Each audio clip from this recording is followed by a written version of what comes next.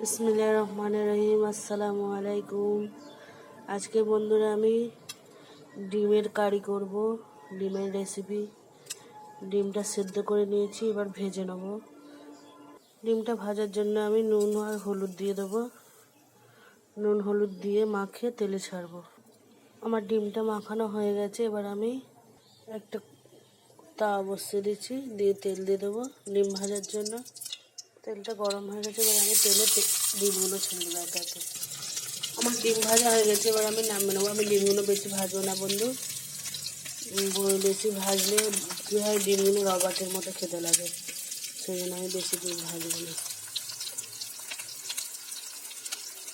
রান্নাটা করার জন্য আমি কড়া বসিয়ে দিয়েছি, দিয়ে পরিমাণ মতো তেল দিয়ে দেবো।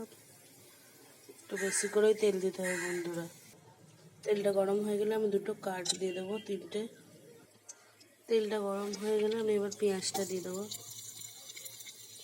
পেঁয়াজটা যখন লাল হয়ে যাবে তখন সব একে একে মশলা দেবো। পেঁয়াজটা যখন এরকম কালার এসে যাবে তখন এবার একে একে মশলাটা দিয়ে দেবো। 1 চামচ ভর্তি করে আদা রসুন, 1 চামচ হলুদের গুঁড়ো, 1 চামচ লঙ্কার গুঁড়ো, 1 চামচ ধনিয়ার গুঁড়ো, 1/2 চামচ জিরের গুঁড়ো দিয়ে এটা কষাতে থাকবে। আমার হাতাটা ভেঙে গেছে, সেই জন্য আমি খুন্তি দিয়ে নাড়ছি, কিছু মনে করবেন না বন্ধুরা। মশলাটা যখন ভাজা ভাজা টাইপের হয়ে যাবে তখন একটু পানি দিয়ে কষাবো।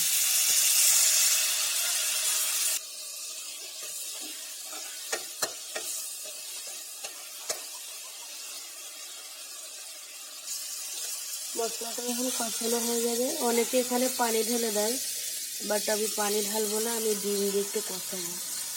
এই দেখুন বন্ধুরা, যে ভেজে রেখেছিলাম ডিমগুলো এবার দিয়ে দেবো, তেল ডিম সব চলে যাবে।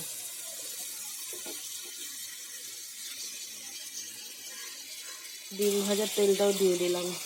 এটা দিয়ে এবার আমি ভালো করে কষাবো, একটু 2 মিনিট মতো কষতে দেবো, তারপরে পানি ঢালবো।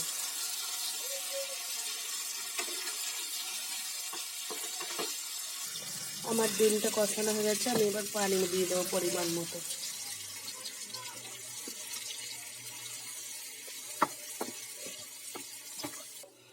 পানি দিয়ে দিয়েছি এতটা, দিয়ে এবার নাড়াচাড়া করছি। নাড়াচাড়া করে এবার চাপা দিয়ে দেবো, দিয়ে ফুটে যখন পানিটা কমে যাবে তখন নামিয়ে নেবো।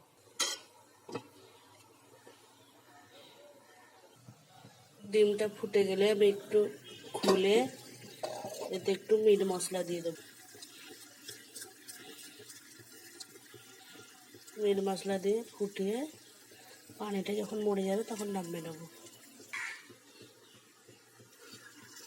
দেখুন বন্ধুরা কতটা পানি কমে এসছে, এখন আমি কষাতেই থাকবো।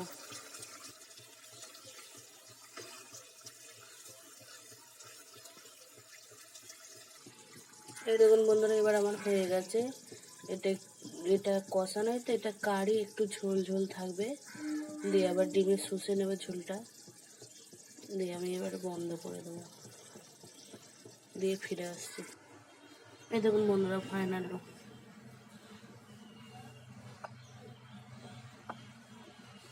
নিচে পেঁয়াজের গায়ে, উপরে তেল। ভালো লাগলে ভিডিওটা লাইক দেবেন, শেয়ার দেবেন, সাবস্ক্রাইব করবেন, ফলো দিবেন, কমেন্ট করবেন।